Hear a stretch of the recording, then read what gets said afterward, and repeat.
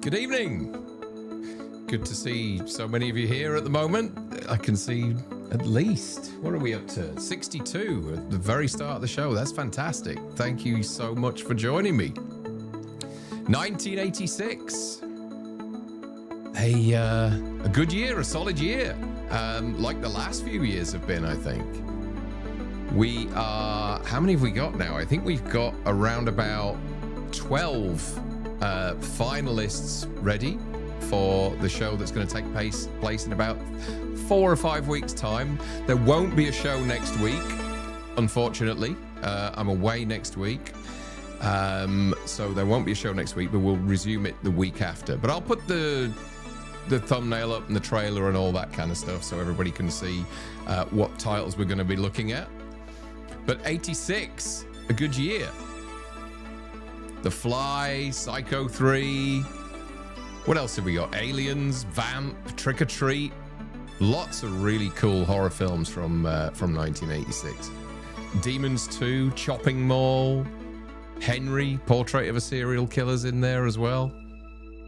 So, yeah, Henry, Portrait of a Serial Killer. Is that supposed to be in there? Yeah, it is, isn't it? It is, of course it is. I just don't think I've got it in my notes. Let me just double check.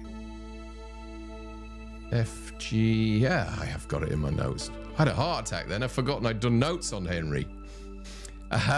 67 of you here at the moment. We'll hold off from the voting for a little bit because the first title that we're going to vote on is a big one, and I want to make sure as many people are here as possible. Night of the Creeps, Poltergeist 2, Rawhead Rex, Slaughter High. Some really cool movies. Texas Chainsaw 2 as well was 1986. So I'm not sure what movies are going to finish up in the top 2. There was a bit of debate over whether aliens should be involved in this vote, but I put a poll up again, and it was pretty much the same result as Terminator. 80% of the vote on 2 votes I did. One on YouTube, one on Instagram, and 80% of you voted that aliens should be included in this. So it goes in. It'll be interesting to see what happens next month, because there's another kind of contentious sci-fi type movie that's involved in 1987, and whether that should be involved as one of the best horrors of 1987. You can probably guess what it is, and I'll tell you in a few towards the end of the show. We'll go through 10 of the movies that are going to be taking part in the next vote. So let's have a look at the finalists so far that we've got, and they are: we have The Fog and The Shining from 1980, Halloween 2, An American Werewolf in London from 1981. The Thing and Creepshow from 1982, Psycho 2 and Michael Jackson's Thriller from 1983. 1984 gave us Friday the 13th, The Final Chapter, and A Nightmare on Elm Street. And then surprisingly to me, although I do love the film, Fright Night won last week, and Return of the Living Dead was second. I would have liked to have seen them flipped, because I actually like Return of the Living Dead more than Fright Night. But those are the titles. Someone's saying Jaws the Revenge. No, I'm not putting Jaws the Revenge in here, Shamrock. Yeah, 2 great movies that won out last week, and I think it was, which one was it now? Nightmare on Elm Street 2 missed out on a slot in the final. So for those of you that aren't aware, there's 20 films a week. The two movies that finish first and second go through to a final 80s horror kind of face-off, which will be in about 4 or 5 weeks' time. I haven't quite figured out the date yet. I would have loved to have done it for Halloween, but it's not going to work out that way. But we will have that final, and all these great titles will be in there, and we'll crown the best horror movie of the 1980s. So it's exciting stuff. Let me just see who's in the chat. let's see who's in the chat here. We have at the moment 51 people. It's gone down a little bit, but I'm sure more people will come back in. Muckman Movies is here. Daz is here. Shamrock's here. Chunky Geordie's here. Tony Four Eyes. Craig Jex. Lee Wilson. Chester. Woody Wood. Vaughn. Who else? Nick's here. Hey, Nick. Timbo Slice. Deshaun's here. Hey, Deshaun. Good to see you. Aliens 2, isn't it? Yeah, that's the one, Deshaun. Yeah. Kingslayer's here as well. Duke Fleed. Myers Fan 1973. Who else have we got here? By the way, Myers Fan 1973, we're recording your episode this weekend, along with 2 other episodes for TSL Movie Podcast. So Lee Wilson's here. Adam Allen. Paul Rose. Hey, Paul. How you doing? Brandon Collins is here. Who else? Anybody else? Frank's here as well. Frank is on his way to see John Carpenter. I don't know what he's doing. John Carpenter is playing live in New York tonight, or New Jersey. I'm not quite sure where. I think it's New York. And Frank's going to see him. He's on his way there now. And I think, if I remember rightly, I think he's got like a meet and greet or something like that. So that'll be interesting to find out the lowdown on that. And for those of you that are with TSL Movie Podcast, if you're subscribed to that channel, if you're a member of that channel, we can do a live show tomorrow night. So I'm sure Frank will talk about what happened at the John Carpenter concert tonight. Justin's here as well, and Don Mack. And Lord Kev. Hey, Lord Kev, how are you doing? Okay, let me just reload this page because it flipped out earlier. No, it's gone back. It's fine. Right. Before we start, as usual, we'll take a look at some of the events of 1986, just to get you into that mindset, into that frame of mind as to what was going on in that year. A lot of stuff was happening. A lot of movie stuff was happening in 1986. Not necessarily horror, but there were some big movies that were launched in 1986. So Top Gun takes off. Tom Cruise became the global superstar as Top Gun dominated the box office.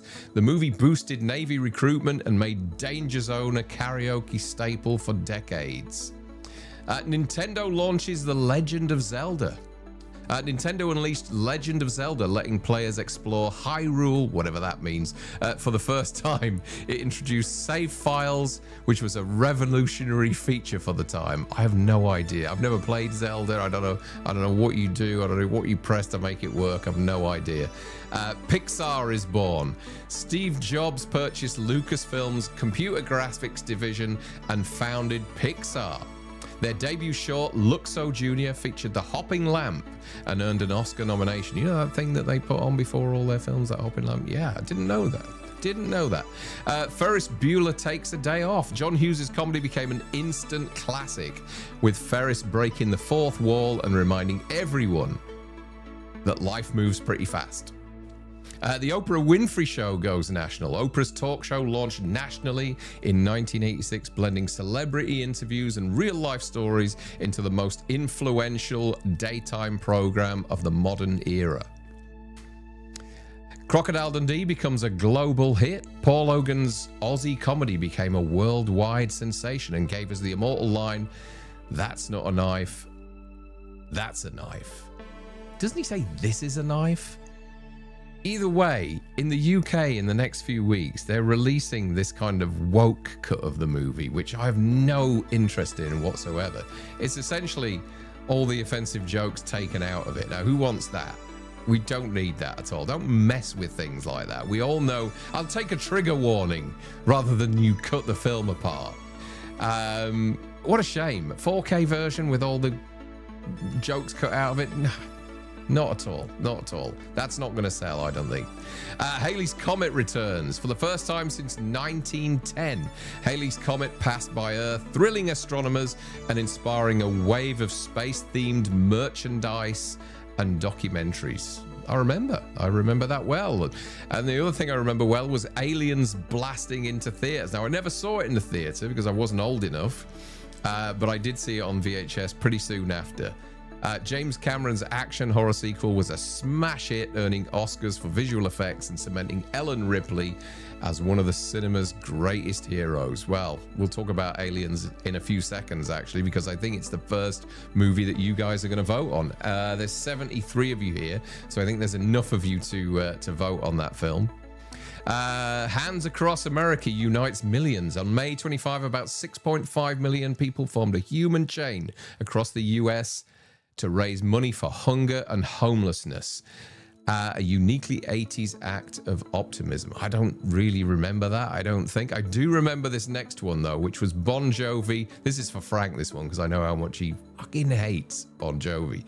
Bon Jovi releases Slippery When Wet, with hits like Living on a Prayer and You Give Love a Bad Name. Bon Jovi became rock superstars, defining the hair metal sound of the decade. What a one to close out on, that is. Some of you will hate that, others will really enjoy it. I know Mr. Rose in the chat there will like that little fact. So that is 1986. I ran this twice because the first time the facts that were coming up were Chernobyl and Challenger, and I thought, we don't need those in there. Let's leave those out. Let's get some more interesting and fun and warm facts rather than doom and gloom. Okay, let's see where we are now. Let me move this over here and get ready to start this. Classic album, says Deshaun. Absolutely. Muckman says it's a classic album. Tony Four Eye says Slippery When Wet was fantastic. It was a good time, because I remember the school disco at the time, because you had Living on a Prayer, and then shortly Final Countdown as well, I think, was released in 86 Europe. So yeah, all that hair rock was really going some back then. Some wish it was still here.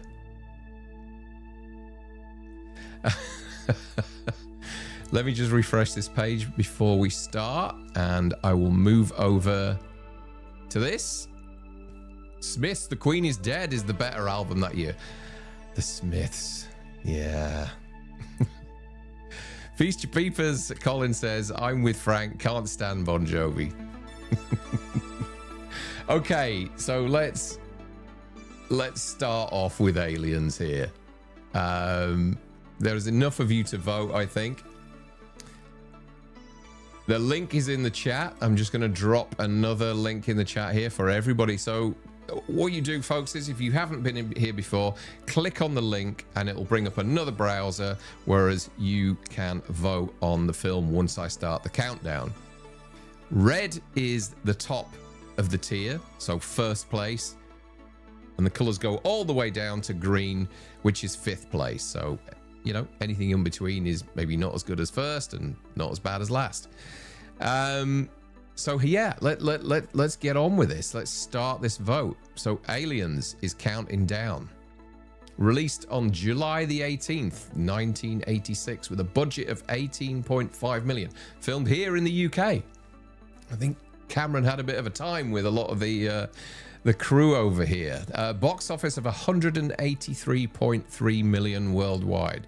So a huge hit. Rotten Tomatoes have it at 94%, with the audience score at 94% as well. Directed by James Cameron, music by James Horner, Sigourney Weaver, Michael Biehn, Carrie Henn, Bill Paxton, Paul Reiser, and Lance Henriksen, and lots of others that we know as well. Ripley awakens 57 years after the events of Alien to find colonists missing on LV-426. She joins a group of colonial marines sent to investigate and faces a hive of xenomorphs in one of the greatest sequels ever made. Well, I'll agree with that completely. James Cameron wrote the script while filming The Terminator. Carrie Henn, who played Newt, was a non-actor discovered at a school for military children. Military children? Wow, I didn't know that. Horner's score was written under immense time pressure but won an Oscar nomination. Sigourney Weaver earned an Oscar nomination for Best Actress, a rarity for sci-fi horror. And Bill Paxton's Game Over Man was improvised. Okay, 10 seconds left to vote. We have 42 votes at the moment on Aliens. 3, 2, 1. And the whoops! Oh, yeah. The vote is over. Just see if that disappeared. Okay, so Aliens is obviously is going to finish in first place at the moment. It's the only one there. 32 of you voted it. That's 74% of the vote voted it in first place. 3 of you voted it in second. 7 in third, and 4. One of you in fourth. 7. I'm wondering, the 7 people that voted it in third place, are you genuinely not fans of Aliens, or are you one of these people that doesn't believe it should be in here because it's a sci-fi rather than horror? I do admit, you know, I did question myself as to whether we should put it in here. It has horror elements, but it's more, for me, it's more a sci-fi than it is a horror. But you guys, you know, the vote, democratically, the vote spoke for itself, and 80% of you felt it should be in this vote off. I think Alien is more of a horror film than Aliens is, but I'm happy for it to be in here because you guys want it in here. Let's have a look at the chat. Here we go. Still one of the best sequels ever made, says Paul Rose, and I do still have the original Alien Warrior head and life-size Xenomorph, or Bob as I call him. My dad carried that alien head from London to West Yorkshire for Paul. We went to the opening of Alien War in the Trocadero. How long ago was it, Paul? Like 30 years ago or something like that? I know we were young.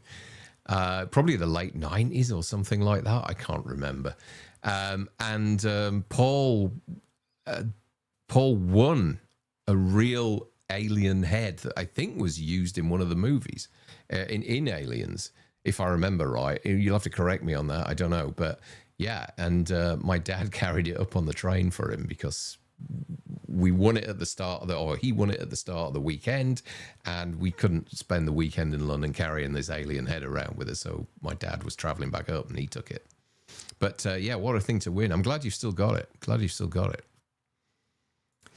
Dad says, never cared for Aliens, but I can't deny it's an accomplished film. Yeah, if you haven't seen it, guys, you should watch Alien Expanded.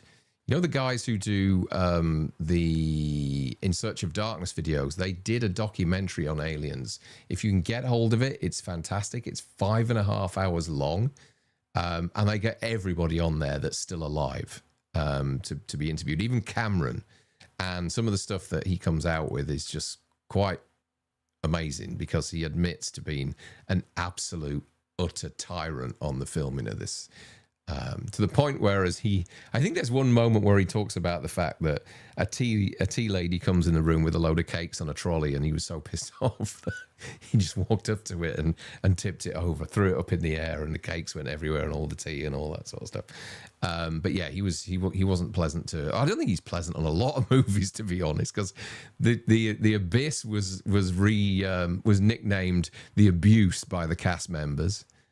There's rumors that Ed Harris actually knocked James Cameron out on the set of the Abyss because of the way that he was pushing all the cast members. So yeah, not a pleasant man to work for. But we should continue. Let's get the next vote going. And we have, damn it, Vamp has disappeared. Never mind. Trick or Treat is the next vote, and it is 82 seconds to go. Trick or Treat, was it this year or last year? I got the 4K box set, which is absolutely brilliant. Some great stuff on there. Okay, so released on October the 24th, 1986, a budget of 3.5 million, a box office of only 6.8 million, with a critic score of 67% and an audience score of 60%. Charles Martin Smith directed it, who's directed quite a number of films, but also starred in a lot of films as well. He was in The Untouchables. He was one of the Untouchables. He was part of Sean Connery's mob. The little kind of weedy-looking guy with the round glasses. That's the director of Trick or Treat. Music by Fastway and Christopher Young, Mark Price, Tony Fields, Lisa Orgolini, Doug Savant, Gene Simmons and Ozzy Osbourne have cameos in the film. A bullied metalhead resurrects his dead rock idol by playing a cursed record backwards, unleashing a vengeful spirit who uses electrified metal to kill his tormentors. Gene Simmons plays a character called Nuke. The soundtrack by Fastway is one of the most beloved 80s metal albums in history, in horror history. Okay, so we're paused. Trick or Treat finishes third. Not a lot of love. I thought there'd be more love for Trick or Treat out there. 24 of you voted. 7 of you voted it in first place. 5 of you in second. 12 of you in third, and nobody voted it in fourth or fifth. I was a huge fan of Trick or Treat. 70 of you, 70 of you? Yeah, 70 of you watching at the moment, folks. If you have the time, if you don't mind, if you could hit the like button, that would really help things. And if you're not subscribed, maybe consider it. We do this every Thursday night. I'm already planning what I'm going to do after this. And it's not the 90s, because I just don't think... If we did the 90s, it would be on a smaller scale, because there just isn't the volume of horror in the 90s to be able to do this. But I have got something else in mind that I want to do after this, in a kind of similar vein. But we'll see. We'll see. Where are we now? Trick or Treat. Trick or Treat, motherfucker. You don't know the movie. Deshaun, do yourself a favor and watch it. It's great fun. Hey, Johnny. Johnny says, love Trick or Treat. The soundtrack by Fastaway is awesome. And I shall see you next Friday, Johnny. Friday or Saturday. One of those. Titanic is a damn good horror, says Tony Four Eyes. Okay. Vamp probably would have been third tier. Yeah, something happened there and Vamp skipped and it's disappeared, which is a pain in the backside. It happened the other week with another title which we couldn't vote on, but we've still got plenty more to vote on. I can't add that. It's a shame you can't add them in afterwards, but yeah, unfortunately Vamp's vanished. Alien and Aliens, the only two movies making up the Alien franchise, in my opinion. I think you're probably right. I think I said this the other week. I watched Alien Earth the other week, and it started well.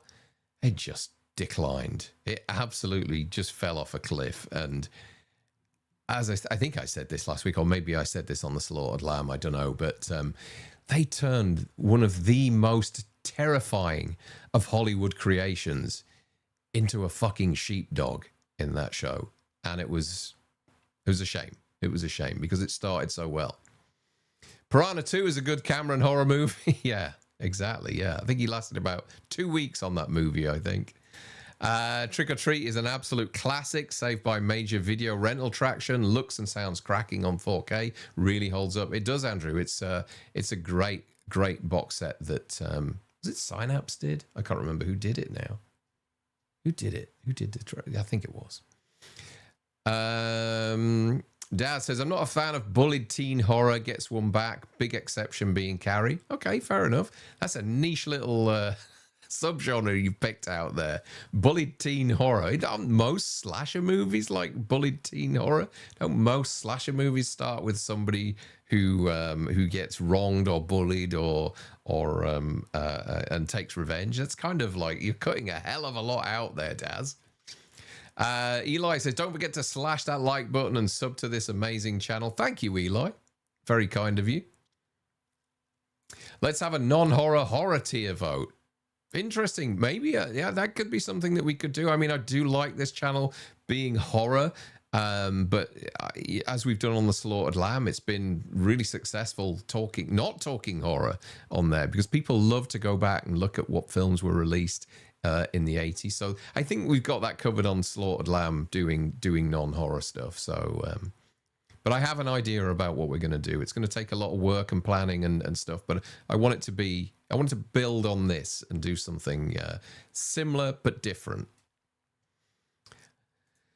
Feast Your Peepers, Colin says, I have that box set. Brett Patrick graciously sent me it over a few months back. I've yet to dive into it. I'll save it for the next, after the next weekend's con. I'll be off for a fortnight. Yeah, it's a good Halloween movie to watch, is Trick or Treat.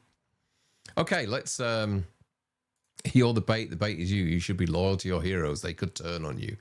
Absolutely. Okay, let's kick off the next vote. And it is the Wraith or the Wrath or however you pronounce it. I'm just going to put the link. Hey, Neil, how you doing, buddy? Good to see you in here.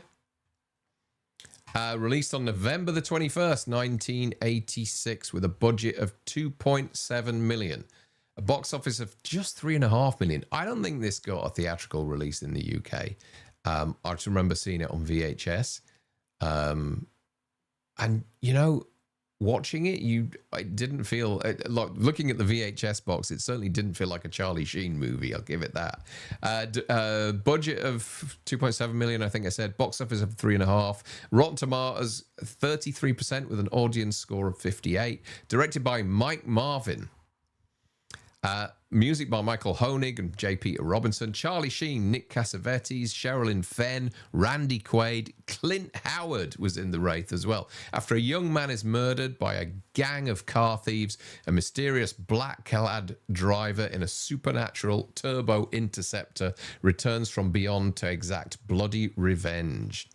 Filmed in Arizona during a deadly heat wave, crew members were hospitalized for dehydration. 10 seconds left, folks. The car, a Dodge M4S Turbo Interceptor, was a real experimental prototype. 5 seconds left to vote on the Wraith. 2, 1, 0. And the vote is over. Charlie Sheen filmed all his scenes in just 2 days before leaving for Platoon. One stunt driver was tragically killed during a high-speed chase sequence, and it's a mix of sci-fi, revenge, and 80s synth soundtrack made it a cult favorite on VHS. Yeah, I was quite a fan of this in the 80s. I haven't seen it for so long. Honestly, I haven't seen it maybe 30 years or something. It's a long time. Deshaun says, Darren, hope you get the Fred collection soon. Yeah, it should be coming. I think it's coming at the end of October, Deshaun. Us in the UK, we have to wait for it. So Daz says, never heard of this. It's a good watch. It's an interesting watch. The Rap. I said Wrath. Wraith, Wrath, whatever you want to call it. The Wraith is trash. Okay. Never seen Trick or Treat or Wraith, unfortunately, says Awesome50. I bought Wraith, then sold it. Utter dog shit, says Muckman Movies. I think it's of its time, Muckman. Of course, I was going to rate this in first place. Wraith UK. Fantastic. So it finishes first place on the third tier. 22 of you voted for this. One of you voted in first place, 2 of you in second, 13 of you in third, 3 in fourth, and 3 in last. Okay, let's... what does it say here? The car is what? The car is cool, but somewhat underused. And damn, Charlie Sheen is more wooden than a warehouse full of wood.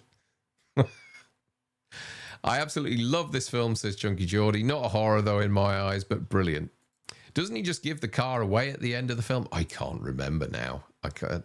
Not seen this for a long time, says Paul Rose. It used to be hard to get hold of. Remember it being pretty bland, though. I don't know. I kind of enjoyed it, I thought. I thought it was interesting. Anyway, but I would have put it in... I think I agree with most of you guys. I would have put it in third place, for sure. Okay, let's kick off the fourth film. And it is... Ooh, Texas Chainsaw 2. Look, Texas Chainsaw 2 is, I blow hot and cold with this film. I'm not a massive fan, purely because I'm not a fan of screamy, shouty movies.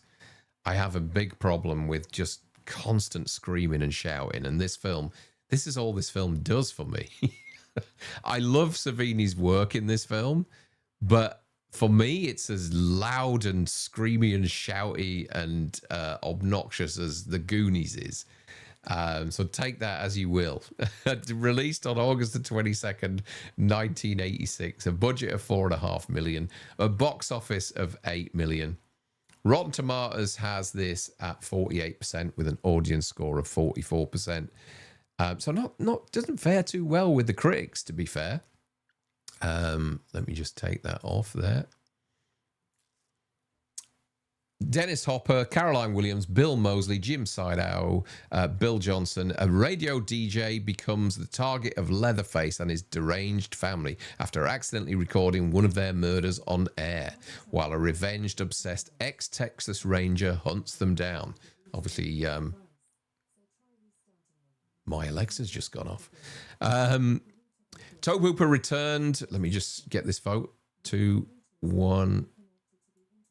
0. There you go. Toby Hooper returned, but played it as a dark comedy instead of straight horror.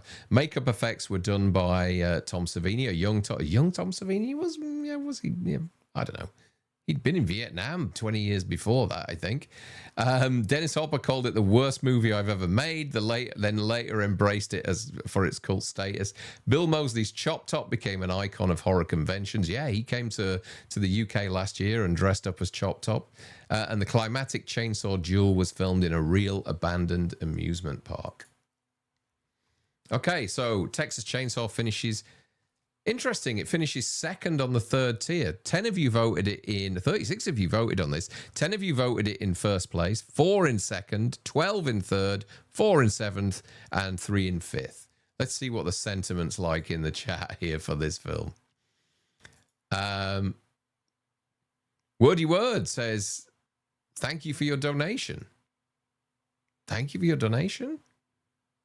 Oh, it's because you didn't write anything. You sent in £5 and then YouTube automatically says thank you for your donation. And thank you, Wordy Word. I really appreciate that. That's really kind of you. Leatherface is a joke in this, says Tony Four Eyes. TCM2 still has a great opening shot, opening chase scene and ending shot, in my opinion. Yeah, that ending shot when it pans back with on the side of the amusement park or whatever is great. I prefer this to the OG. There's no Franklin or Screaming Sally, says my chunky Geordie. TCM2 is good. The bridge scene is great. Also, Tom Morgan plays Leatherface during the bridge scene. Does he really, Chester? Okay, interesting. Wraith2K says, really not a fan of TCM2. It's too batshit crazy for me. And Paul says, I just blow cold on this one, like the truck fight at the start. The rest is trash. Part of the canon make anything era. It was a Karen film. Vanderhoff says, what's up, Darren? I'm late, but I love 1986 horror. My favorite 96 horror is Trick or Treat. And Physical Media Live says, I've enough screamy, shouty shite at home. TCM2 can do one. That's Alan, I think, isn't it? Thanks for joining us, Alan. Just bought this from Arrow. Don't tell me it's rubbish. Look, I own it as well because, I maybe don't like the film as much as a lot of people, but it is part of a franchise that, I love the first one. But I also love catching up on all the extras. I love Savini. I love the work he did in it. The film, it's fine. It's fine. I do watch it from time to time, but it wouldn't be something I class as one of my favorites. Myers Man says, can't stay, Darren, but dropped in to say Aliens is a fucking horror movie and should win it. Won't be cheated like the Terminator was by your bad voters. Okay, Myers Man, thank you very much. And thanks for popping by. Colin says, I was going to rewatch TCM2 last night. Haven't watched it in a few years. Great effects, but I agree, Darren. It's a tad shouty and the story is a bit schizophrenic. It is. Is it because we're all, Colin, like we're all in our 50s now that we don't like it because it's noisy? Is that what it is? I think I've never liked it. It's not something that's kind of grated on me as I've got older, but I've just never liked it.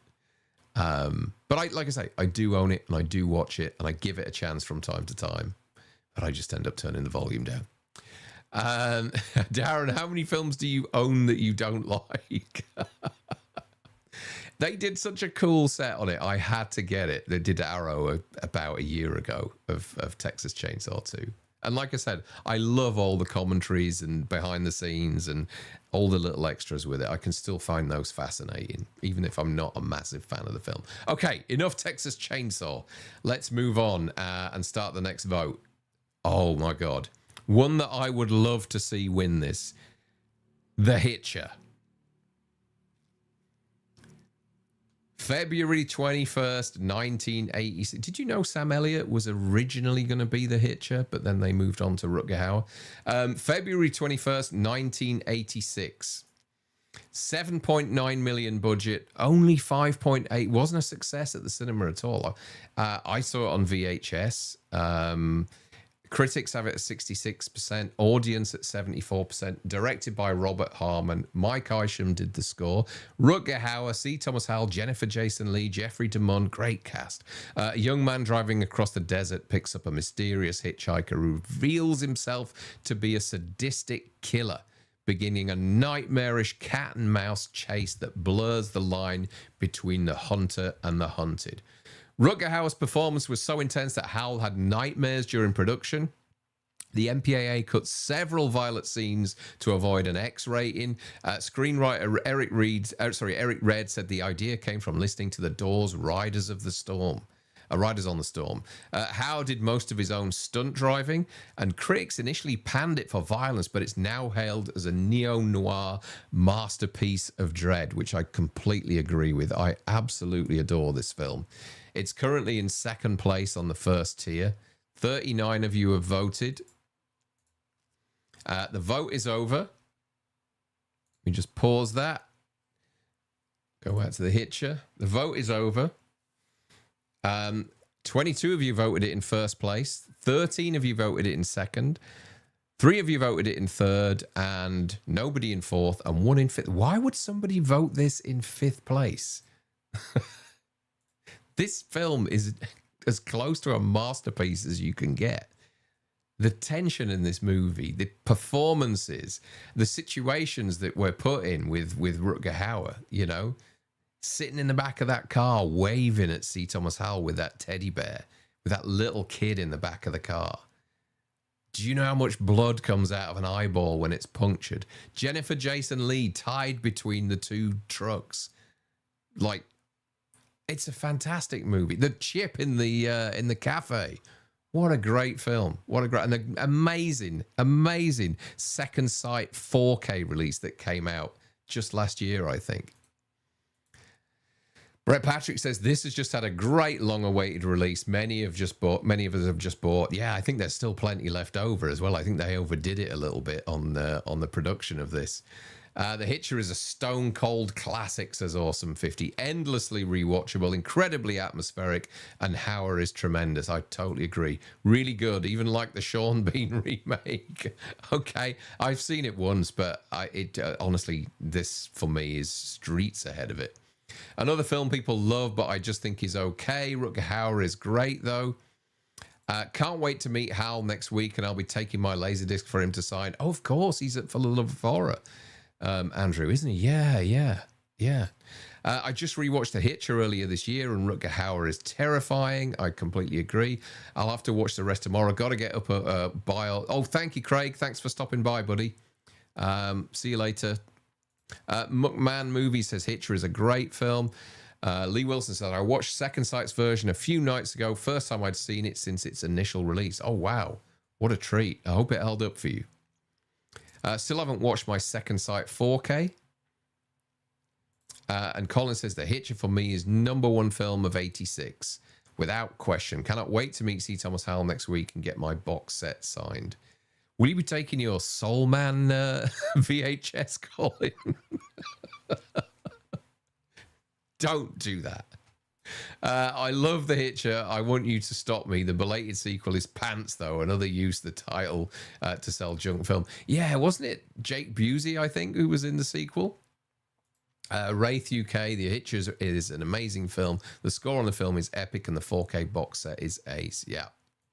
The scene of the Alsatian dog eating the dead cop's body in the jail is... Yeah, that kind of, like, off-screen, like, massacre that happens. A bit... I mean, obviously, what I'm going to talk about now is nowhere near as good, but kind of similar to what happens in Halloween 5. You know, you don't get to see it, you just see the aftermath. But in this, it's just infinitely more terrifying. The Hitcher is a great movie, says Chester. The score is good as well. The score's great. I think one of my... Like, with The Hitcher, the whole scene at the end when he escapes from the prison van and dives through the windscreen, from that moment on, this film's just... It's just relentless. I mean, like...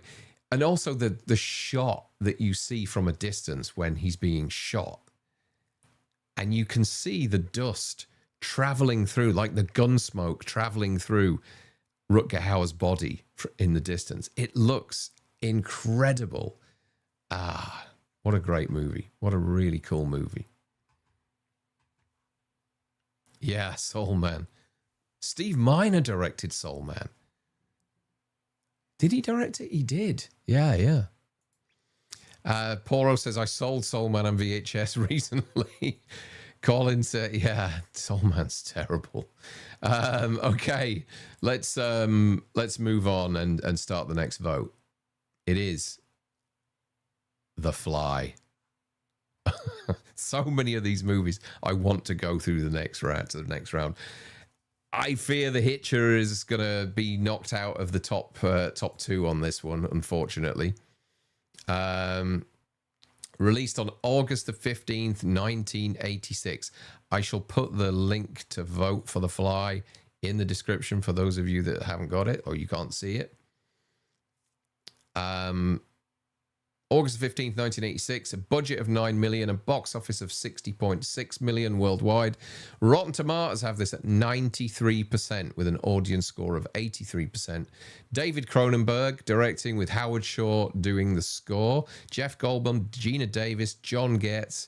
Eccentric scientist Seth Brundle invents teleportation pods but accidentally fuses his DNA with a housefly, slowly transforming into a grotesque hybrid as his humanity decays.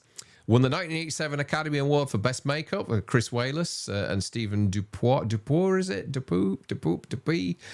Jeff Goldblum and Gina Davis began dating during production. Cronenberg cameoed as a gynecologist in a nightmare sequence. The film is often read as a metaphor for terminal illness and addiction. And Cronenberg turned down Return of the Jedi to do The Fly. I never knew that. Voting is over. He turned down Return of the Jedi to do The Fly? Wow. Can you imagine a David Cronenberg Return of the Jedi? No. Okay. The Fly is in second place. Let me just see what the difference is here.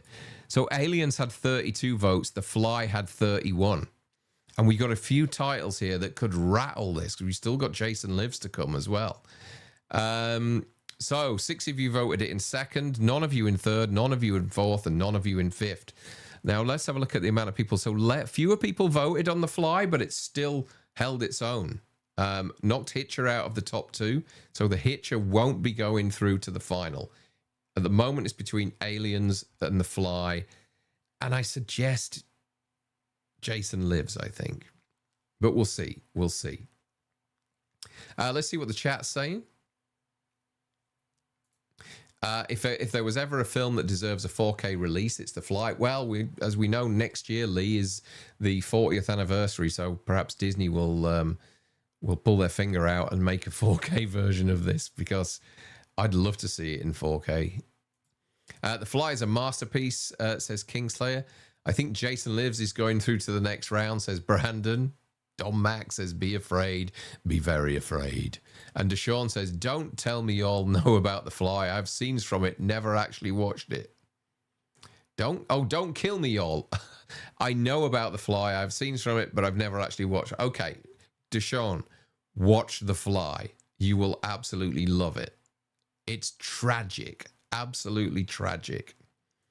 The Fly is one of the best body horror films ever made. Totally agree, Muckman. Absolute classic. Hope Arrow or Second Sight release it. Yeah, I don't think they will, because they just, like, as we know from watching other channels and stuff, that these companies have tried to make deals with Disney to release their content. Obviously, Disney bought Fox. Fox brought The Fly out. And so they're doing their stuff themselves. Hopefully they don't miss the 40th anniversary and get something out. But who knows? Who knows? Does anyone like The Fly 2? I don't mind it. I don't mind it. It's okay. It's not as good as the first one, but it's fine. The Fly could potentially be in my top 10 horror movies of all time. Insect Politics, says Shamrock Balls. Yeah, I think it would be for me. Cronenberg's masterpiece. 8-year-old Brandon thought Gina Davis was fire. The Fly is just awesome on all levels. God bless Mel Brooks for getting this one financed and out to the people. I think he came up with the tagline as well, if I remember rightly. David Lynch was offered Jedi 2. Yes, and Halloween 2. He was in the running for Halloween 2 at one stage. The arm wrestle scene still makes me cringe in this, says Wraith UK. The Fly 2 is average. Saw it at a film festival preview. All right, okay. Can't wait till Chopping Mall takes the win. We've got Chopping Mall to come as well. Shamrock says, that's a bit odd as Return of the Jedi was released 3 years earlier. It was. You were right. But it just depends, I guess, how long the fly, I guess, was in pre-production. I'm going to watch the original Fly along with the 86 remake tomorrow as day 10 of my daily double feature for the month of October. Love both. Yeah, good idea. Because the original with Vincent Price is really good as well. A Cronenberg masterpiece, so well made on all levels and one of the most emotionally touching horror movies I've ever seen. Yeah, a lot of that's down to Howard Shore's score, which is just fucking awesome. Particularly in the end bit when he's kind of raising that gun up to his head. That score there is just fantastic. In Cronenberg's Return of the Jedi, the Sarlacc pit would be an orifice on Han's abdomen. Probably. Ronnie sends in a super chat. Thanks, Ronnie. Jason Lives, Night of the Creeps, Body Slam for 1986. Next month, Ronnie, the next episode is Blood Lake. Folks, if you haven't subscribed to All the Good Names Are Taken, please pay them a visit. They're doing an episode a day at the moment for October, and they're doing some great reviews. In fact, their last review, which was for, I can't remember what it was now, it may have been one of the Nightmare on Elm Street movies. They spent the last 10 minutes of the episode trying to get a spider that came into the room while they were recording, which was and it was a fucking massive hairy spider that was in Ronnie's room. I think he was just jealous because it had more hair than him, but anyway. Did you like The Fly too, Darren, says Kingslayer? I did. I liked it. I don't love it. It's getting better. All that stuff. It's good. The Fly 2 is so sad that happens to that dog really upset me, says Muckman. What else have we got here? Okay.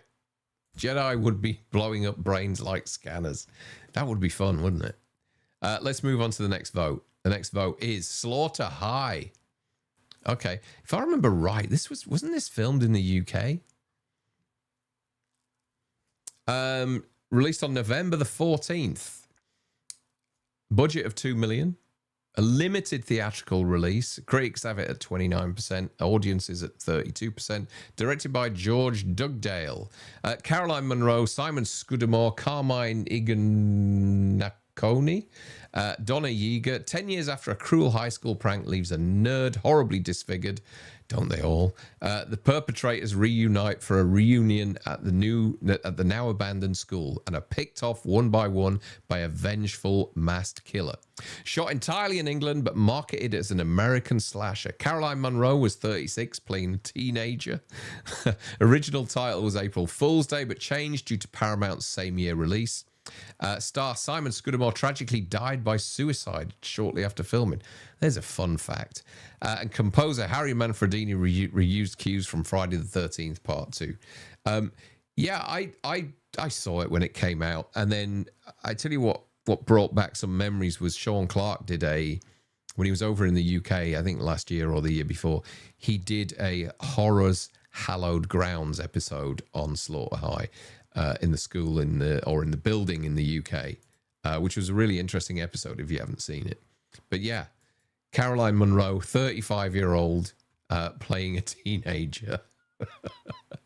Caroline Munro from Maniac and the last horror film and Bond movies and got all sorts of stuff. Okay, so where did Slaughter High finish? Slaughter High did well. Finished first place in the third tier. Nobody voted it in the top. One of you in second, 18 of you voted it in the third place, 2 of you in fourth, and 2 of you in fifth. Hey, Zara, good to see you in here. You're driving home. Good God, don't try vote, will you? Brandon says, hey, Zara. Paul Rose says, hey, I'm 54 playing a teenager. Slaughter High is one of my favorite slashers, says Tony Four Eyes. Wasn't Caroline Munro in The Spy Who Loved Me and Maniac? She was indeed, and she in numerous episodes of 321 on TV.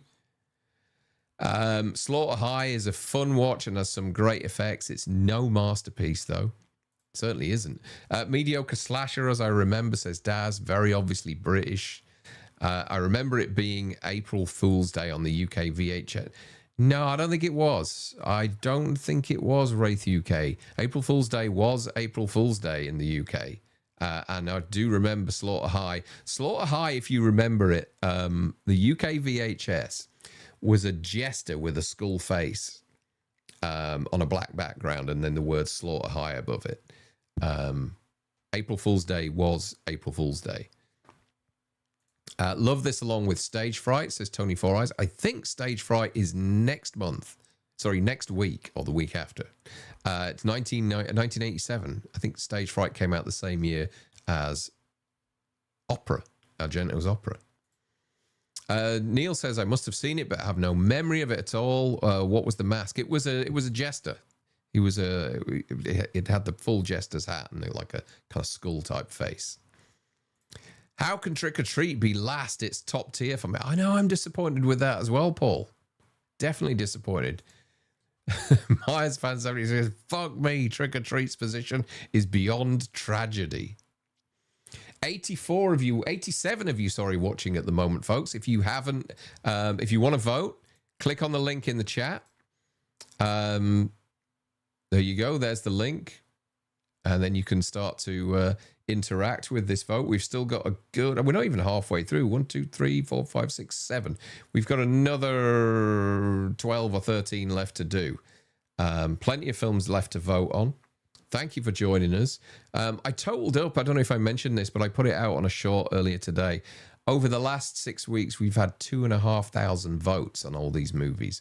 So that's thanks to all you guys for tuning in, which is amazing. It really is. So it's you know, I'm really looking forward to that final episode. I'll be sad that it'll all be over. And what I love is it's got a momentum as this. It's not tailing off or anything like that. People are still finding this show and joining. We had somebody at the start there saying this is the first one I'm joining. Thank you. So yeah, very happy about the way things are going. Let's kick off the next vote. And it's Rawhead Rex. I know Mr. Rose is a big fan of this. I'm just going to take a little swig before we start talking.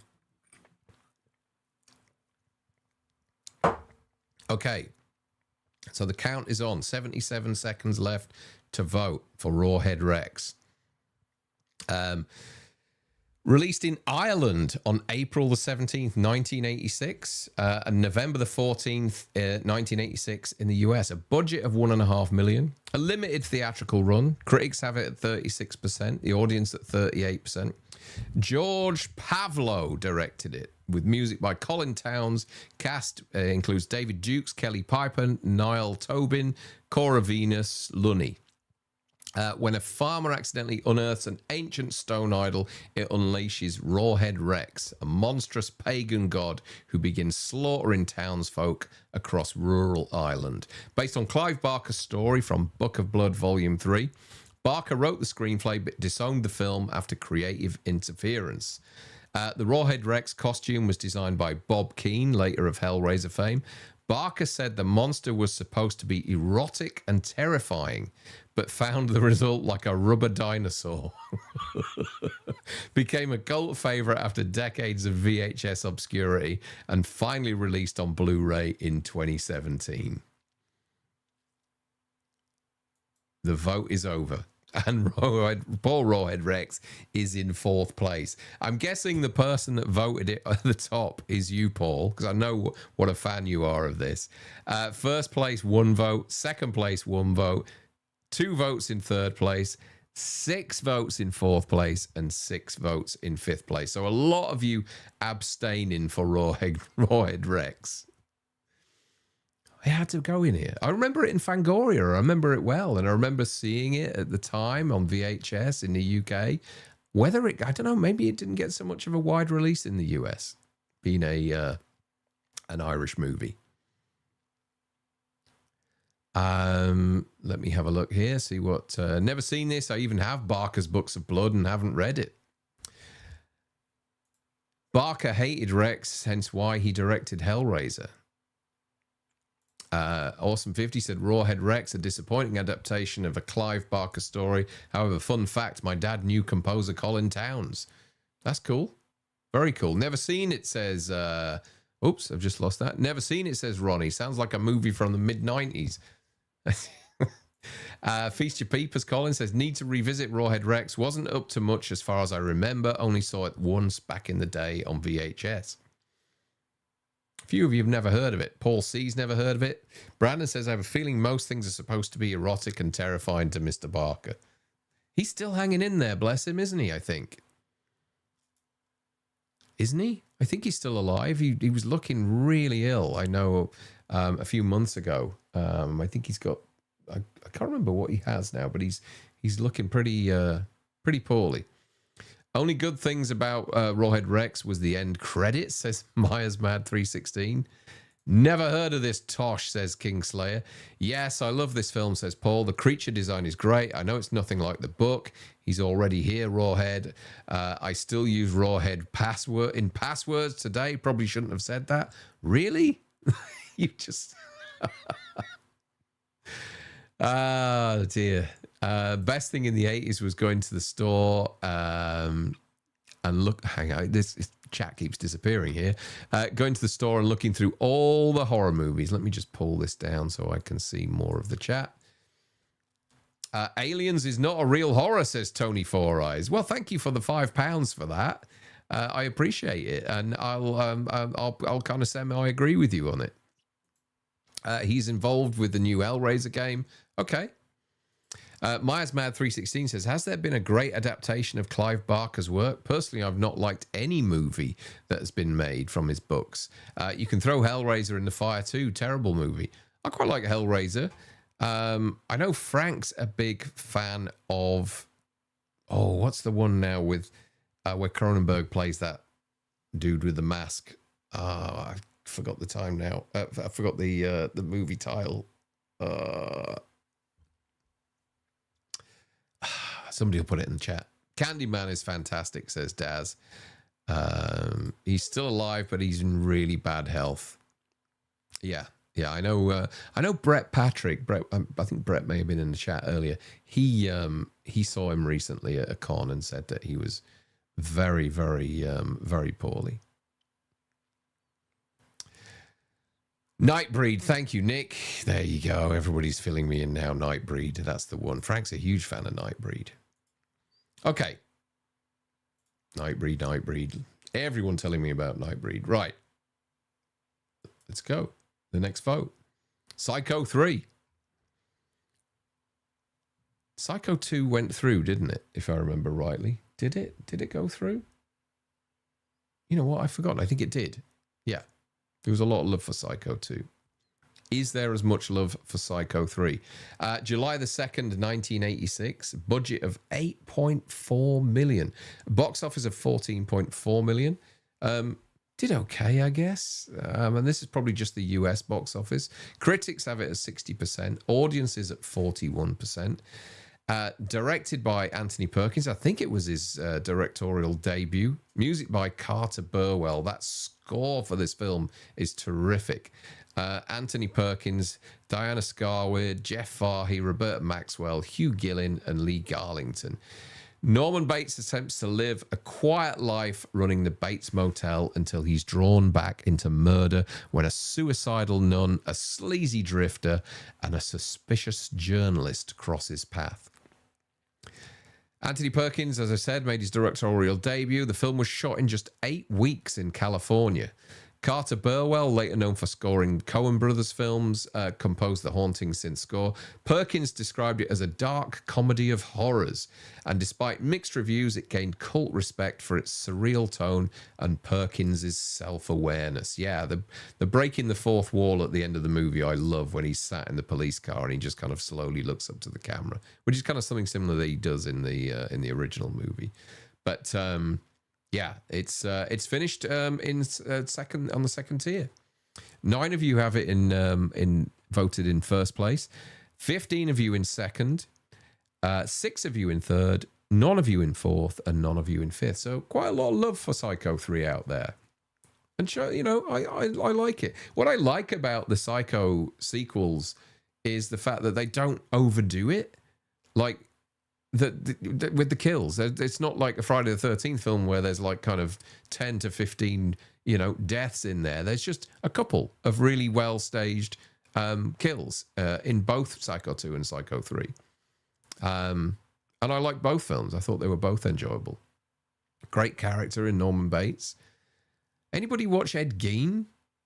I kind of watched the first 2 episodes, and I will finish it, but damn, they used a bit of artistic license in that, didn't they? I think I read somewhere that he actually only killed 2 people because he was a grave robber. He only actually killed 1 or 2 people, and I think I'm at the end of the second episode. He's already killed about half a dozen. But yeah, it seems to be a bit all over the place. But there's, for those of you, I don't think I'm spoiling anything here, but there are some kind of psycho moments in the second episode. And one scene in particular, which I thought was interesting, the way they recreated it. But yeah, it seems to be really mixed. Some people are kind of loving it, and some people are absolutely spitting feathers about it. Kind of a bit like Alien Earth, I guess. Okay, let's see what people are saying about Psycho 3. So Psycho 3 is the second best in the franchise behind Psycho 2. The second best in the franchise? What about the original? You don't like the original? Psycho 3 I love as much as the second film, says Awesome50. You really earning the mad in your name, Myers, says Daz. You're very underrated. The movie is 41% is criminal. What with the audience? Yeah, the 41% with the audience score. I honestly can't remember anything about Psycho 3, so can't vote. Myers fan 73 says Candyman sequel is absolutely solid. Thank you. I like Psycho 3, but nowhere as good as the first 2 films, or Psycho 4 for that matter. Yeah, I think Mick Garris did Psycho 4, didn't he? That's the one with the girl from Black Christmas who just died. Damn was her name. Olivia, the girl from Romeo and Juliet. Whatever. Psycho 3 is such a direct sequel to Part 2 that I like to watch them back to back. Yeah. I agree with you in that. It's a shame that after Psycho 2, this wasn't quite as good. Decent enough, though, says Echoes of the Unknown. Not as good as Psycho 2. I agree. It's not as good as Psycho 2, but Psycho 2 is exceptional. It's a movie that has no right being as good as what it actually is. And, had a lot to live up to, but I think he did an admirable job. I still think it's a decent film, is Psycho 3. It's a shame. I love Vamp. Grace Jones frightens me at the best of times. Yeah, Vamp, there was an incident with Vamp, and we can't vote on it, unfortunately. Brandon Collins says, I have to admit, I love every film in the Psycho franchise, not counting the remake. And Bates Motel, even Psycho 4 is pretty damn good. Daz says, I love Psycho 3. Perkins was clearly influenced from working with Ken Russell. Ah, dear. Don't touch Jeff Fahey's guitar. Yeah, that's a brutal scene when old Fahey cops for it. And actually, Frank and I, when we went to Halloween 45, we went to this, we went to the bar from Halloween 3, and it's Sierra Madre, and along the street there's so many different movies that have been filmed there, but there's also the scene where Jeff Fahey walks out of the bar, I think, and across the road is filmed in the same stretch as the bar in Halloween 3. So we got to see that as well. Physical Media Lives. Alan says, have the Arrow 4K set of all 4 Psycho films. Nice to see Perkins' son Osgood doing well. Great job on the monkey. Yeah, he's doing some decent. He's really knocking them out of the park. He's got one coming out towards the end of this year. Keeper, is it? I think. And then he's already in pre-production on his next one. So, yeah, it's he's just like a sausage factory at the moment, is Osgood. Who else have we got in here? Colin says, I like all the Psycho films, to be fair. Even enjoyed Bates Motel. I watched the first 2 series, I think, of Bates Motel and didn't mind them at all. I thought it was decent. Ed Gein turned me off. I want to listen to Kermit the Frog. I just watched the Muppets. Stephen Flanagan says, I'm really enjoying Ed Gein. Yeah, I actually enjoyed Ed Gein, and his voice didn't sound like Adam Sandler in Hot Chicks, says Deshaun. Let me just refresh this. 1 second, folks. I've heard a lot of negativity about his accent, apparently. Well, he's British, isn't he? And Shamrock says, anyone thinks the sequels are better than the original needs a lobotomy. Olivia Hussey, that's it. I couldn't remember her name. Listen, when you're sitting up here, you've got all these controls and everything to kind of take care of. It's so easy to brain fart from time to time. The simplest of names and dates and movie titles and things like that just goes because your mind is on so much stuff. I have 5, 6, 7, 8 windows up here with details, with chat, with the stream, with the voting, with the YouTube episode that's playing in the background. It's so difficult to juggle everything, and also my panel here with all the sound and the music and all that. It's no wonder I'd forget what my own fucking name is. Grace Jones is great in Boomerang. Says Daz. Psycho 3 was my first introduction to the franchise. Well, that's not a bad introduction, but hoping you enjoyed the first one. The Buccaneer, yes, says Davey Deathray. Yes, indeed. I think you were there as well. Paul Rose says, Tony, she gave more electric shocks in the bedroom scene as a joke. He wasn't laughing. Oh, you want about Fahy with the girl? Vera Farmiga has been my girlfriend for almost 2 decades now. She doesn't know it. Yeah, that's you shouldn't really tell her as well, I think, Brandon. I was raised with a true crime obsessed mom, so a lot of these killer shows have no interest for me. Yeah, a lot of people are kind of like really shitting on Ed Gein at the moment. Forgot how old I was the other day. Aging sucks, says Brandon. Thank you for the super chat, buddy. Tony Foray says, has anyone got a violin for Darren? I need one at the moment. I need another set of arms. One day, what I'm going to do is put a camera in here as well, so you can see exactly what goes on behind the scenes. Because it's any of you that run a YouTube channel, it is like juggling about 8 balls sometimes. Bates Motel started okay, but they bastardized the character and mythology. They always do. But, you know, it's horror, so I'm kind of happy that this stuff goes on. Okay. Let's continue. Poltergeist 2, The Other Side. Only Sans, says Daz. Watch this space.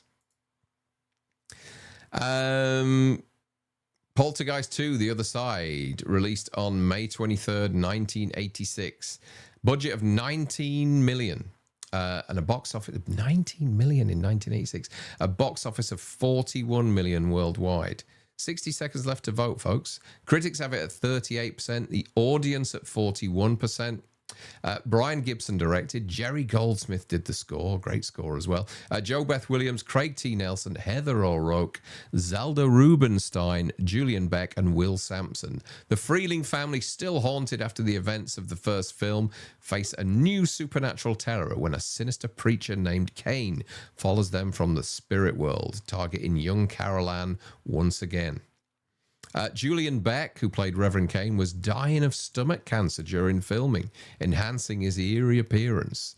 Native American actor Will Sampson performed a real exorcism on the set to clear negative energy. Jerry Goldsmith's score blends orchestral and experimental vocal sounds for the afterlife sequences. And the film's original cut was over 2 hours, but heavily trimmed for pacing. And despite mixed reviews, it was a commercial success and one of MGM's biggest earners of 1986. Okay, that's it. Poltergeist 2, the vote is over. Midway through the third tier, 7 of you voted it in first place, 7 of you in second, 12 of you in third, 1 of you in fourth, and nobody voted it in fifth. So yeah, so it's third place on the third tier. We have 101 people watching right now. Thank you, folks. If you're new, please consider subscribing and liking the channel, and feel free to take part in the vote. I'll put the link back in the chat again. Here we go. The link is there. Just click on it and you can take part in the next vote. We have 76 people that are registered to vote at the moment. And we're averaging around about between 25 and 40, depending on the movie, in terms of people actually actively voting, which is great. Okay, so let's have a look at the chat. Let's see. Most women love true crime stuff and sleep. Myers fan said, I've just done 3 days in Dublin and my age is really showing. I love Dublin. I love going over there. Going over in a few weeks again. My ex-wife could juggle 8 balls. Sorry to hear that, Brandon. Darren's controlling the Starship Enterprise by himself. It fucking looks like that. I'm telling you, honestly. Myers fan 1973 makes you think. Brett Patrick says, what a pile of crap this one is. The old dude was cool looking. Yeah, the film's not that great. Is this the one? I'm trying to remember now because 2 and 3 blend for me. Is this the one where her teeth, like the brace in his teeth starts attacking him? There's that, and then there's the scene with Craig T. Nelson, I think, whereas doesn't he vomit up, like he's drinking some tequila and swallows the worm and then vomits a massive worm up. Brandon says, we'll leave that one. Poltergeist 2 was very disappointing, although the old priest was scary as hell. Myers Man says, Poltergeist 2 wasn't as good as Spielberg, never directed this one. Just saying. The old creepy guy is the best thing about Poltergeist 2. I think all of us agree that Kane was an odd-looking dude, wasn't he? But now it turns out that he was incredibly poorly at the time. I can't remember much about this, but I know I didn't like it. Yeah, I think everybody was disappointed with Poltergeist 2. Although it took a lot of money. It did well. Love Poltergeist 2, says Robert Ford. I would say this is the best of the films, but only just... And did you know Heather O'Rourke, who plays Carol Ann, was in Happy Days? Was she really? Okay. She got a lot into her little career, didn't she? Brandon says, NGL, I like this film more than the original. Really? NGL, what is that? Like, not gonna lie? Is that the acronym? Sharon Ball says, I watched Poltergeist 2 with my daughter last Sunday. We are watching the trilogy. She loved it, and so do I. Great sequel, in my opinion. Okay. I haven't seen it for a few years, actually. I should catch up with it. Kingslayer says, I like Poltergeist 2. It's fine sequel. And lots of other people saying they like it as well. She died while filming Poltergeist 3. Yeah, she died... I think towards the end of the shoot, if I remember right, because there's some shots in there where they use like a body double.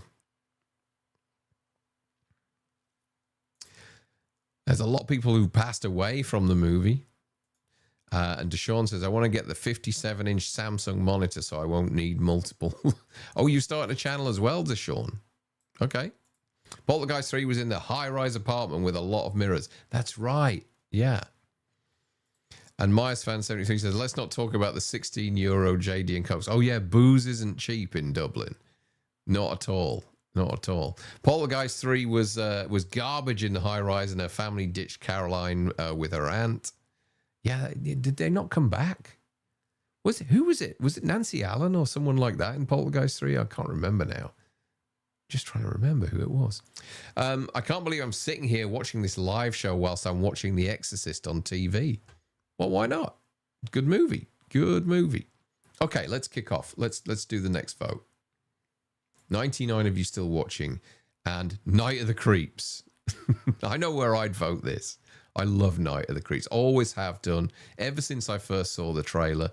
Released on August the 22nd, 1986. A budget of $5 million. And a box office of 562,000. It was an absolute disaster at the box office. Critics 74%, audience 70%.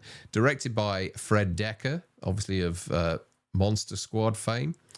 Jason Lively, Jill Whitlow, Tom Atkins, Steve Marshall. Alien slugs infect a college campus, turning students into zombies. As a grizzled detective and two nerds fight back with flamethrowers and one-liners. Fred Decker's feature debut, which he made before the Monster Squad, and Tom Atkins improvised his famous line, "Thrill me," which he says so many times in this film. It's a bit too much. He goes on and on saying it. Includes cameos and character names honoring horror directors Cameron, Raimi, Carpenter, Hooper, etc. And the alternate ending features a zombie dog and a spaceship. Bombed on release, but became a major cult classic on video. It's currently top tier, 4th place in top tier with 13 seconds left to vote. 10 seconds. 9, 8, 7, 6, 5, 4, 3, 2, 1. Vote is over. Night of the Creeps finishes in 4th place on the first tier. Pretty good. Pretty good. 13 of you voted it in first place. 4 of you in second. 6 of you in third. Nobody in fourth. And 1 of you in fifth. Good stuff. Love this movie. Absolutely love this movie. Zara says, when do bedtime stories start? Asking for a friend. I know who that friend is. I do wonder how tough it was to film Poltergeist 3 with all those mirrors. Seems like a lot of ruined shots during the making. Wordy Word Vaughn says, Olivia Hussey passed away recently. She did indeed. She passed away about a year ago, I think it was now. Maybe a bit longer than that. Maybe a bit lower. No, it was probably less than that. So I know when Dave signed her up to play a part in his Black Christmas sequel, she was very poorly at the time, and that's why she had to pull out. Tony Randall says, I remember the cover to the third being a high rise. And Deshaun says, I want to get into people say I have a great personality and hopefully I have some advice on how to do some things. Okay, yeah, just be yourself, Deshaun. If you want to start, just be yourself and see how it goes. Obviously, you just improve and improve and improve. But yeah, give it a go. Give it a go. You listen to some of Frank and I's early podcasts. Good God, from like 5 years ago. Nancy Allen and Tom Skerritt. They're fun, though. They're fun. But obviously, as you do more, you kind of improve, and it's a gradual thing. Brandon Collins says Nancy Allen and Tom Skerritt. That's right. Yeah, Tom Skerritt was in there. Robert Ford says, love it, especially the head turn. Oh, you're talking about Exorcist now. The woman in Dublin aren't cheap either, Darren. Or so my wife told me. I hope you had a good time. I just watched the sleeper Clint Eastwood film Tightrope. One of the daughters in the film looked just like Heather O'Rourke. Always thought it was her when I was a kid.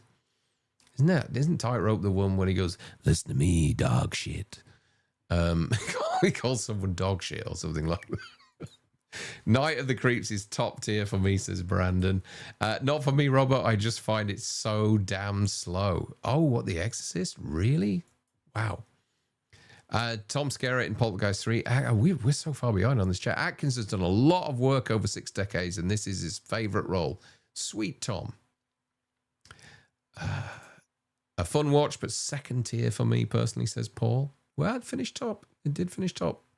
Night of the Creeps is just fantastic stuff. Decker should have been given better opportunities, as he's a really good filmmaker. He is. I like Fred Decker. Like Night of the Creeps, but never loved it. Decker with 2 amazing movies. And Myers Mad 316 says Aliens is going to win Kingslayer. It's not possible for any of these movies remaining to beat this horror masterpiece. Well, we still have Jason Lives to go. Deshaun says, like Darren, Darren, you use OBS, right? And I got a lot of things in my cart that you recommended before. Yes, I do use OBS. OBS I find much better quality than StreamYard. At the moment, you probably notice I'm streaming in 4K. The sound quality is better. Picture quality is better. It's more complicated to use. It's free, which is a bonus as well. But I still do use StreamYard for TSL. But for my own channel, I use this. Okay, let's kick off this next vote. Let's see where we go. Jason Lives. Where are you going to put it, guys? Are Aliens and The Fly going to be rattled by Friday the 13th, Part 6, Jason Lives? It's gone straight to top tier. August the 1st, 1986, a budget of 3 million, a box office of 19.5 million, critics score of 52%, audience score of 51%, directed by Tom McLaughlin, who done, what was it called now? One Dark Night, I think it was. Oh, was it One Dark Night? I think it was, yeah. Harry Manfredini obviously did the score as he usually does. Tom Matthews, Jennifer Cook, David Kagan, CJ Graham. Tommy Jarvis accidentally resurrects Jason with a lightning bolt, turning him into an undead super killer loose at Camp Forest Green. Introduces undead Jason for the first time. Features self-aware humor and meta jokes. Inspired by gothic monster movies like Frankenstein. Contains Alice Cooper's song Hard Rock Summer and He's Back, the man behind the mask. And opens second to Aliens at the box office. It's currently sitting in 4th place in the first tier. Any more people going to vote for Jason Lives? 5 seconds left. 4, 3, 2, 1, 0. We pause it there, and it finishes 4th in the first tier. Only 20 people voted on that one. Interesting. 18 of you voted it in first place. 1 of you voted it in second, and 1 of you voted it in third. I thought more people would have voted for Jason Lives. I thought more people would have voted for that. When you consider like the likes of Aliens had 43 votes, The Fly had 37, The Hitcher had 39. There's still 101 people watching. Folks, if you want to vote, I'll put the link back in the chat.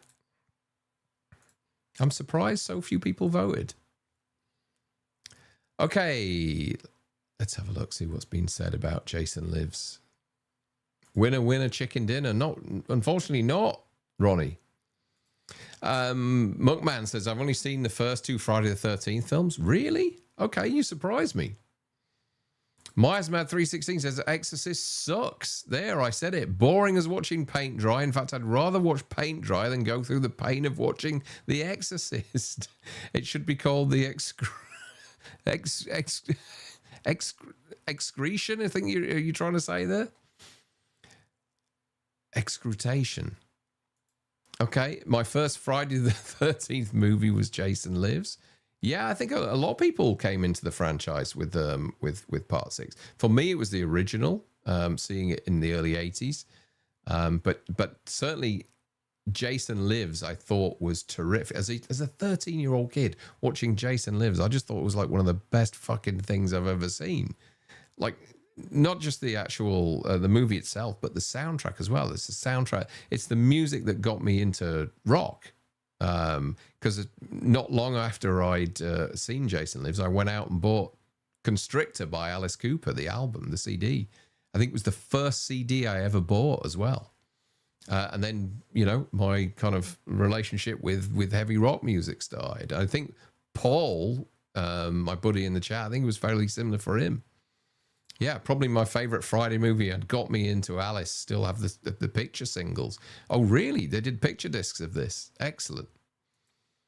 Deshaun says, so only 20 people seen this movie? You're lying. Especially with 100 people in the chat as well. Maybe a lot of people are just watching rather than voting.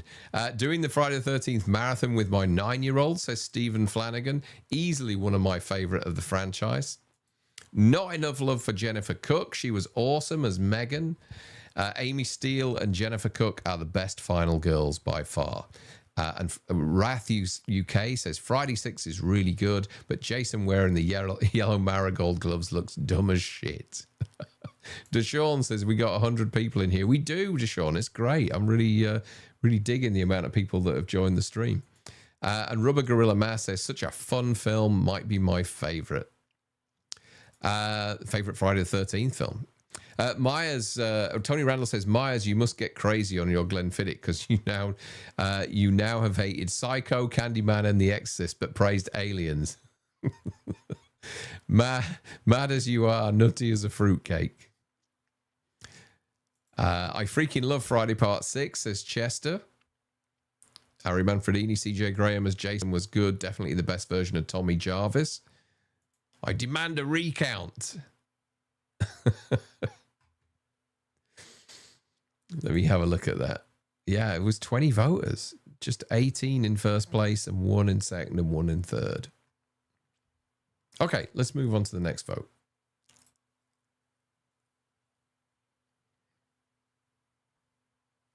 Try again.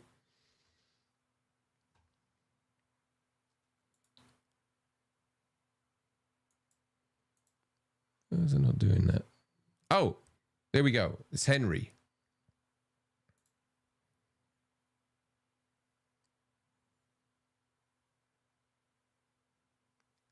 What has happened to the vote there? Let me just... So for some reason, Henry started and finished. Okay, we'll do the next one. Don't do this to me. Let me just refresh this. Ah, there we go. It is counting down. It was just my screen had frozen for some reason. Okay, 40 seconds left to vote for Henry Portrait of a Serial Killer. Released on September the 24th, 1986. Budget of $110,000 only and a box office of $609,000. Critics have this at 89%. The audience has this at 79%. Shot on 16mm in 28 days. Directed by John McNaughton. Michael Rooker, Tom Knowles, Tracy Arnold. 5 seconds left, folks. And time's up on Henry. And Henry's in the first tier. 19 voters. 9 of you voted it in the first tier. 3 of you in the second. 3 in third. 4 in fourth. That's interesting. Henry is in the first tier. Let me just see how many people voted for... Okay, that would make sense, given the amount of people voted in second on Psycho 3. Yeah, Henry Portrait of a Serial Killer is in the top tier. Last place in the top tier, but yeah, you guys seem to like that film. I find it difficult. I found it a really tough watch. Financed by a Chicago home video company, banned or unrated in many countries for years. Michael Rooker's breakout role and instrumental in creating the NC-17 rating category. Let's see what you guys are saying. The 2 Alice Cooper songs was a great choice in part 6, Jason Lives. Yeah, Teenage Frankenstein and he's back. Stephen Flanagan says Constrictor cassette tape was my Malta holiday soundtrack as a 13-year-old. Lugging tapes on holiday. Remember that? Jesus. Nick says, I think a lot of people are on their phone. Using your phone to vote on this is aggravating. Maybe that's why your votes are low. Way better to vote off on the computer. Yeah, I tried. I was voting on... what was I voting on now? Somebody else did a stream a couple of weeks ago, and I was trying to vote on there, and my finger, whether it was my phone or what, I don't know, but it's difficult to tell when you've actually voted because it just kind of draws a line around the box that you hit. Wordy Wordvon says, I took a load of DVD and Blu-rays to a charity shop, and a guy wouldn't take them because he can't get rid of them because everyone streams now. I don't think he likes physical media. No, it would seem that way.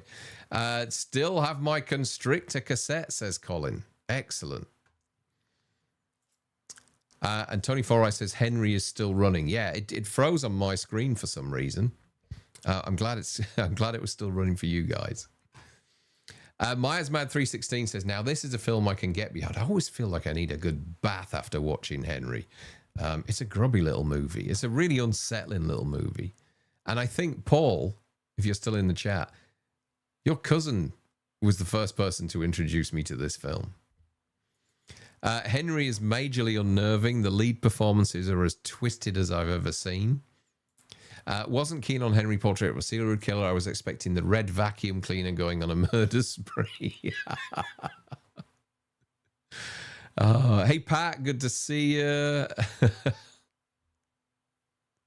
And Deshaun says, Darren, I hope to get big so I can stream with you all one day. Well, maybe, Deshaun. Maybe we'll do something.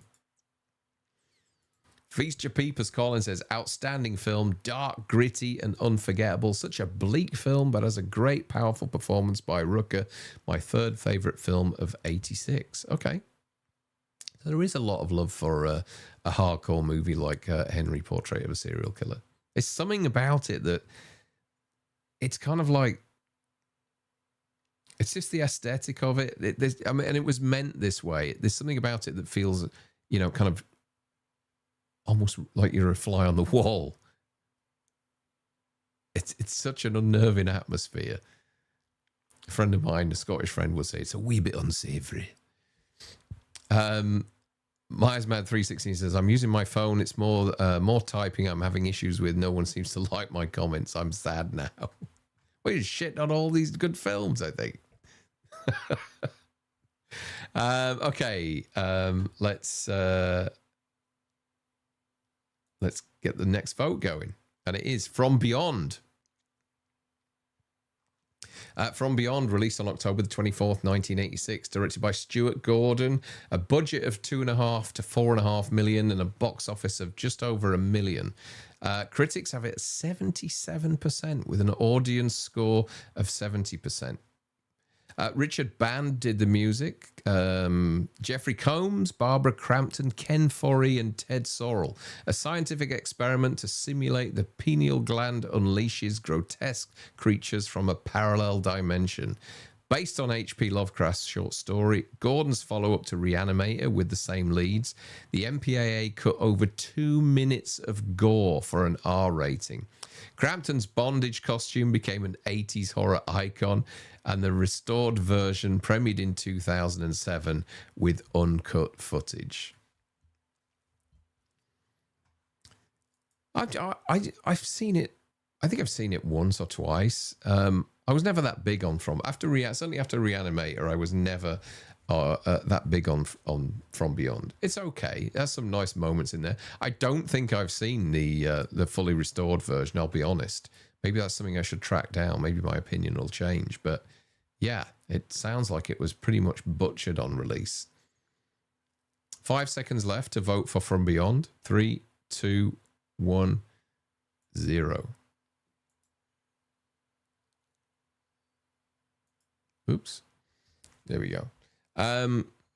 Yeah, From Beyond finishes 1, 2, 3, 4, 5th in the top tier. So 15 of you voted it in first place, 1 of you in second, 5 of you in third, 1 of you in fourth, and nobody voted it in fifth. So pretty popular among horror fans. I honestly thought it'd be kind of third to second tier. I guess maybe I should go back and revisit From Beyond. Brandon says From Beyond is automatically top tier because of the S&M gear. Barbara Crampton makes me feel all sorts of things. Better than Reanimator just for Babs in bondage gear. Okay. From Beyond is great, and Barbara Crampton, all these Barbara Crampton fans everywhere.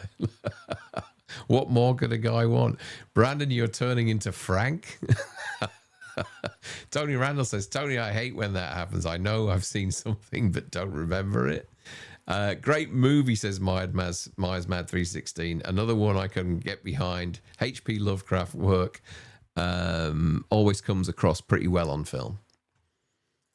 Love From Beyond, something's coming, and of course you're asking for it. In the 80s, I liked Reanimator better, but now I prefer Right, I'm gonna get From Beyond. I've got to track down this restored version and have a look at it.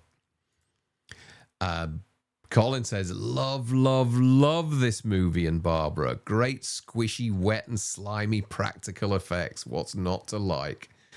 And Rob McGregor says, no way is From Beyond better than Night of the Creeps. Where's Cellar Dweller on this list, says Fat Bookie 75. Was Cellar Dweller 86? I know it was around the same time as Rawhead Rex, because I remember Fangoria giving us pull-out posters of Rawhead Rex and Cellar Dweller. But no, Cellar Dweller didn't. I could only do 20 movies, but Cellar Dweller didn't make the cut. There was a few movies I had to turn down to get the right 20. Mookman says, I have a fantastic Italian media book release of From Beyond. Everybody going on about Barbara Crampton. Brandon says, I told Barbara Crampton I've loved her since I was 8 and watched this film. She just said, thank you. Squishy is a very underused word, says Tony Randall. Tony Foray says, it's on YouTube, Darren. Really? Yeah, I'm not that. I don't really watch much in the way of, unless I absolutely cannot find anything, will I watch it on YouTube. because just the quality just tends to be terrible. I'd rather track down, a 4K or a Blu-ray or something like that and watch it. Well, I'll have a look. If I can't find it, I'll definitely turn to YouTube.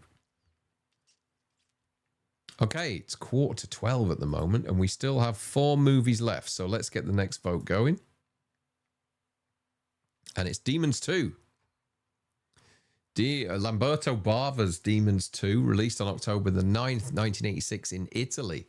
A budget, which is undisclosed.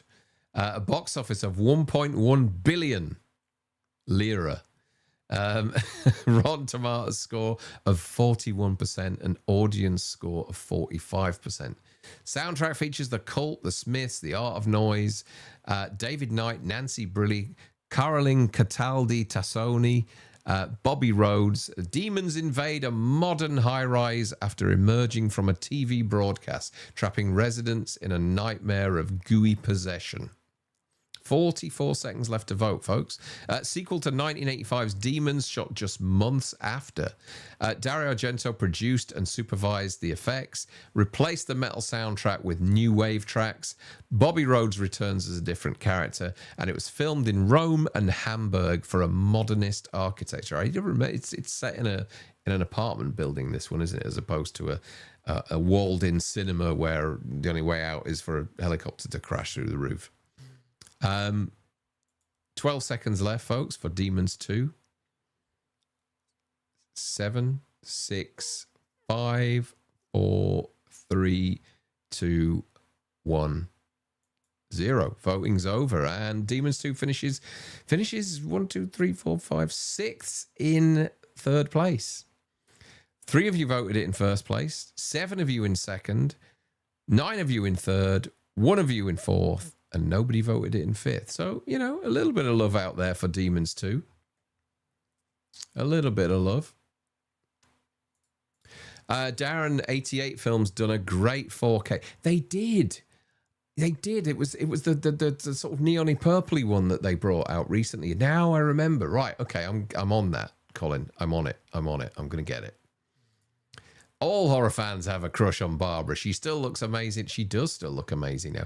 Has she ever been to For the Love of Horror? Does anybody know that? It would be really cool to get her there if she hasn't. What I really love about this tier voting is how controversial some of these votes are and the banter that ensures. Yeah, no, I mean, it's good fun. It is. And there's never any kind of awkwardness in the chat or anything like that. I think we're all of a certain age. That's why.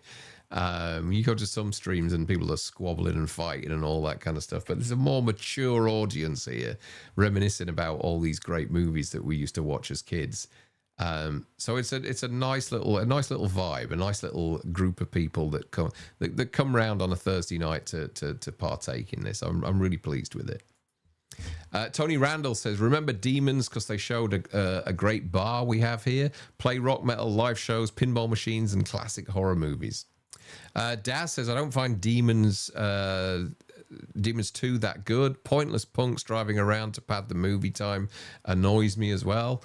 Demons 2 is so weak compared to the excellent original. Yeah, I need to... I mean, I've watched the original so many times. I've only watched the second one a few times. There's a Demons 3 as well, isn't there, called Ogre or something like that, if I remember right.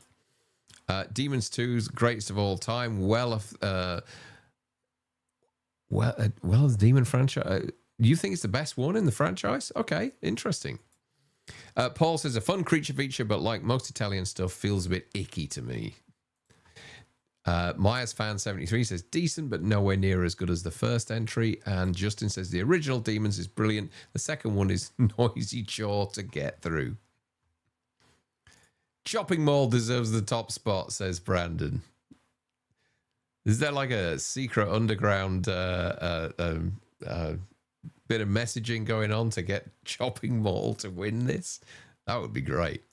I first saw Demons 2 a few years ago, about the same time as Evil Dead Rise. Both set in apartment buildings, but Demons 2 was far better movie for me. Really? Wow. Darren calling us old farts. We kind of are, though, aren't we, Daz, eh? I mean, I don't know how old you are, but I'm guessing that for most people here who remember these movies, I'm guessing we're an audience of over 40s. I'm guessing we're an audience of between 40 and 60, which is cool. Which that's my comfort zone. So yeah. Duke says we're oldies, Darren. Just say it, Darren. We're fucking old. We are. 42 is the new 60. Don't know. I say between 40 and 60. Chopping Mall's better than Aliens. Look at this Chopping Mall, love. Chopping Mall is on YouTube too. Chopping Mall is a great movie, but better than the GOAT of the Alien franchise. Mookman says, I only saw the Demon films recently. They were okay, but not films I'd rush back to see. And Don Max says, Sally's birthday party alone makes Demons 2 great. Okay, 52 and feeling it every day. I'm 52 in a few weeks, Tony. So, yeah, I'm with you on that. Okay, let's go. Deadly Friend. I actually kind of like Deadly Friend. Wes Craven, released on October the 10th, 1986, a budget of 11 million, BB, a box office of 8.99 million, so it didn't kind of make its money back at all. Critics score of just 20% with an audience score of 37%. Music by Charles Bernstein, who, you know, obviously had a relationship with Wes Craven, having done Nightmare on Elm Street already. Matthew Laborto, Kirsty Swanson, Michael Sharrett, Anne Ramsey. What are you doing? A teen genius revives his dead neighbor by implanting his robot's computer chip in her brain, turning her into a murderous cyborg. The MPAA initially gave it an X rating for violence. Yeah, there's some pretty kind of awkward scenes of abuse in the early stages of this film, I think, with her dad. And also you got that great basketball scene as well.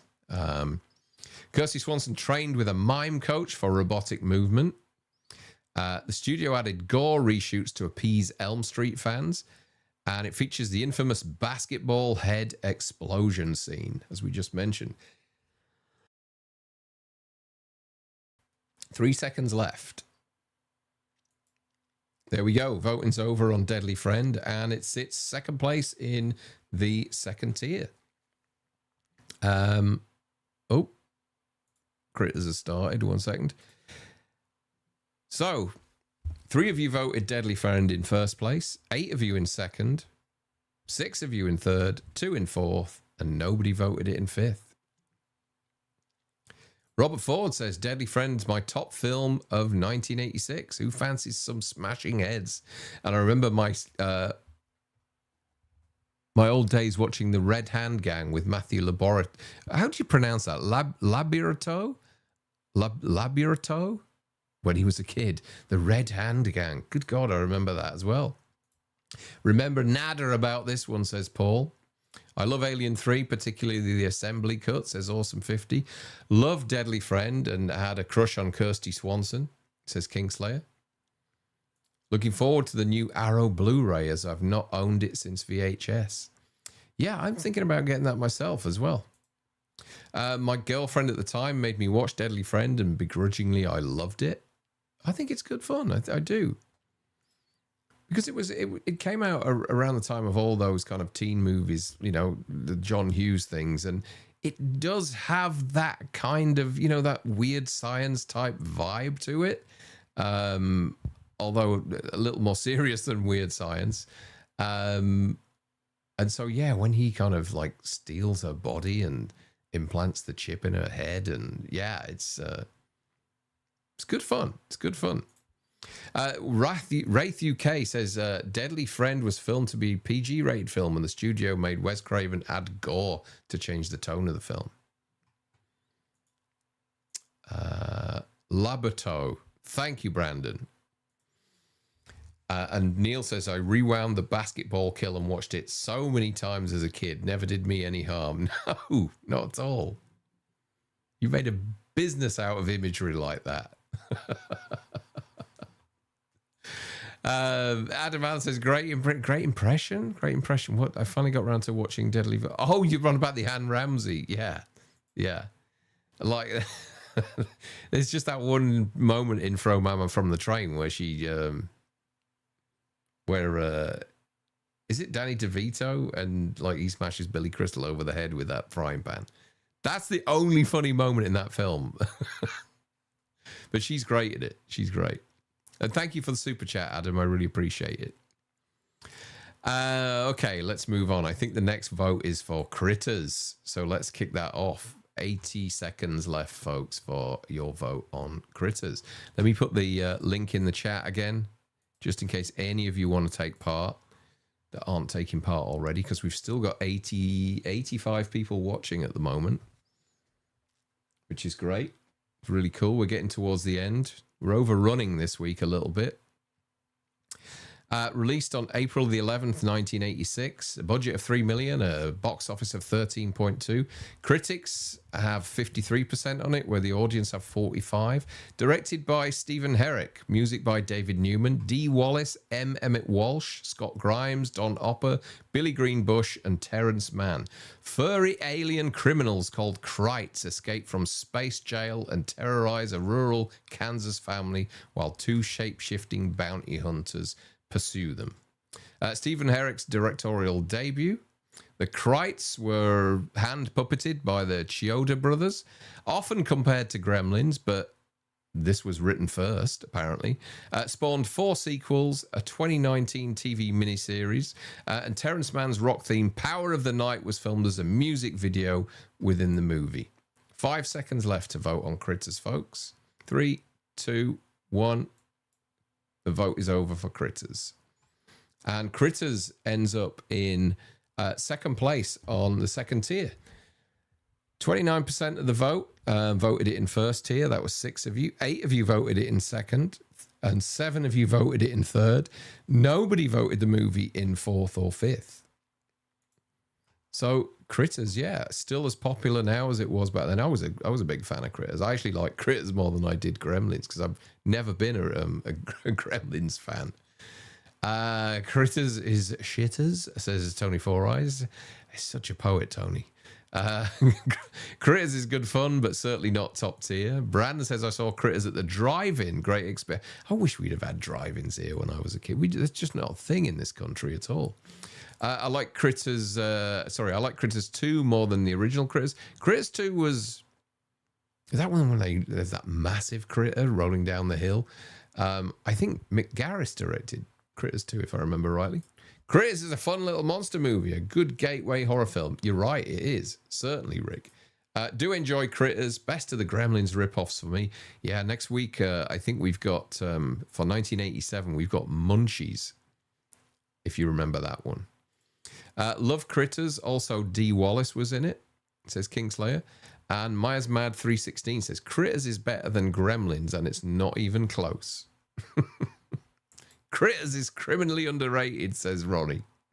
Dee Wallace is good in any movie. Ronnie, are you not at work? Have you not like kids to boss around and beat and all that kind of stuff? What time is it? Unless you're in your lunch hour, or have you left already? Darren, you're going to have contingency time for when the crack is good. Huh? What are you talking about? Sorry, Andrew, I didn't get that there. Critters was a good gateway horror film for me. Used to watch this so much as a kid. Oh, I see what you mean, because we're overrunning slightly. Is that what you're saying? Okay, Darren, I'm sitting in my car and cold voting on Critters. I need more in my life. You're sitting in your car? You're in the UK, right, Tony? Are you in the UK? Shouldn't you be in bed? Critters 1, 2, and 3, good Critters. Critters 1 and 2 and 3 are good. Critters 4 was lame. And I seem to remember watching a few years ago some like remake that had Dee Wallace in it or something. It was bloody awful. Justin says, I need to put together a mixtape of Power of the Night, Dream Warriors, Man Behind the Mask, all the movie greats. Yeah, some good stuff there. Critters movies got better and better until 4 came out. Then the last one was absolute garbage. Such a shame. Okay. Hey, Phil. Welcome. What the fuck is Munchies? Is that a Frank movie? Munchies was a Frank movie. He introduced me to Munchies. You'll remember it via the video cover. If you Google the UK VHS, Colin, you'll remember it. It's 6 p.m. All right, okay. Brandon says Myers Mad is really Almond White in disguise, folks. Thank you for the I don't even know who Almond White is, Brandon. But thank you for the $2. That's really kind of you. It's 8 p.m. here, says Tony Randall. Okay. Let's kick this. We've got 2 titles left to look at. Let's kick this one off. Chopping Mall. Right, come on, put your money where your mouth is, guys. So many of you saying this is going to win. Let's see what happens here. Chopping Mall, released on September the 5th, 1986. A budget of $800,000. Critic score of 59%. An audience score of 42%. Jim Wynorski directed it with music by Chuck Chirino. Kelly Maroney, Tony O'Dell, Barbara Crampton again. Busy in 1986. Russell Todd, Paul Bartel. I remember Paul Bartel from Piranha. When a lightning strike malfunctions, a mall's security robots, a group of teen employees must battle laser firing killbots to survive the night. Originally released as Killbots before being retitled Chopping Mall. Filmed in the real Sherman Oaks Galleria in California, contains, I think it's the place where, didn't they shoot Stranger Things and Commando and movies like that there? Contains cameos by Paul Bartel and Mary Woronov from Eating Raoul. The robots were built with modified wheelchairs and metal sheeting, and it's now a beloved mid-80s cult classic and midnight movie favorite. Where are we? Chopping Mall is top tier right now. 27 votes. It's gonna have to. It's not gonna be Alien or The Fly. 5, 4, 3, 2, 1. There we go. Okay, paused. 14 of you voted it in first place. 6 of you in second. 3 of you in third. 3 in fourth, and 1 in fifth. That's decent. Chopping Mall is top tier. 1, 2, 3, 4, 5, 6th place. 6th place behind From Beyond and Before Night of the Creeps. You guys think From Beyond is better than Chopping Mall. You guys think Chopping Mall is better than Night of the Creeps. Amazing. I honestly thought those two would be somewhere in the sort of second, third tier, but no. A lot of love for Chopping Mall and From Beyond. Excellent, excellent. So we're not going to get anything to trouble The Fly and Aliens. Let's kick off the last vote here. It is April Fool's Day. Okay. So let's have as many people as possible vote for April Fool's Day. I'll put the link in the chat. April Fool's Day is a good film. I appreciate it a lot more than I did back when it first came out. I thought it was a lot of fun on a recent watch. But initially, finding out what the twist is at the end, it lost a lot of credibility for me in the 80s when I was slasher mad. But it has Amy Steele in it. So that's always a plus. March 27th, 1986. Budget of $5 million. Box office of $13 million. The critics have 60% on it. The audience 48%. Fred Walton directed it. Charles Bernstein, yet again, working busy in 1986, did the music. Deborah Foreman, Amy Steele, Thomas F. Wilson from Back to the Future, Griffin O'Neill, and Deborah Goodrich. A group of college friends gathers on a remote island for a weekend of pranks that turn deadly until a shocking final twist reveals the ultimate April Fool. Shot in British Columbia despite its New England setting. A novelization features a different, much darker ending. Marketed as a straight slasher, even though it's a satire. And Paramount planned a sequel, but cancelled after poor box office legs.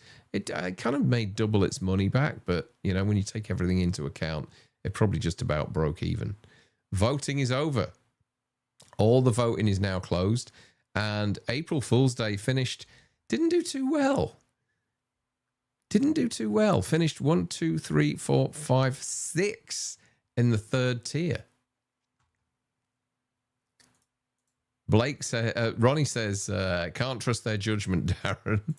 Good slasher, but hate that ending so much. Yeah, that's where a lot of people feel with April Fool's Day. I think if you watch it, I think watching it more recently, I appreciated it a lot more. Happy that The Fly is going through, but not so much Aliens. Ooh, okay, awesome 50. The Power of Barbara Crampton. Exactly. 2 films there in the top tier that she was in. I really enjoy April Fool's Day. I must have watched this 200 times as a kid after taping it off Cinemax. Wow. Feck Aliens. I'll get its arse handed to it in the final. It'll get its arse handed to it in the final. I have no idea who's gonna get to that final. I've no idea. Amy Steele is the most beautiful creature I've ever seen in this film. Shame she got tired of the film industry. Not many people remember she did her own stunts in Friday Part 2. She's coming to the UK next year for the Love of Horror in April, I believe, as are 1 or 2 of the other final girls as well. You would be in need of a serious repair if you were a bot. Yeah. Another fun enough watch, but second tier for me. Not watched it in a long time. April Fool's Day is fun. The ending is actually really good. The clue was in the title. Exactly. I like the Bond film. The last Bond film? They were telling you all along what was going to happen at the end. No time to die. Dual meaning, but, they were telling you. Jason, she's awesome. She's a shrink now. Her name is Amy Pulitzer these days. She's a shrink who likes doing conventions as well. I'm still unhappy about Hitcher not finishing in top 2 places. Yeah, me too. I would have loved to have seen the Hitcher go through. And there wasn't much in it.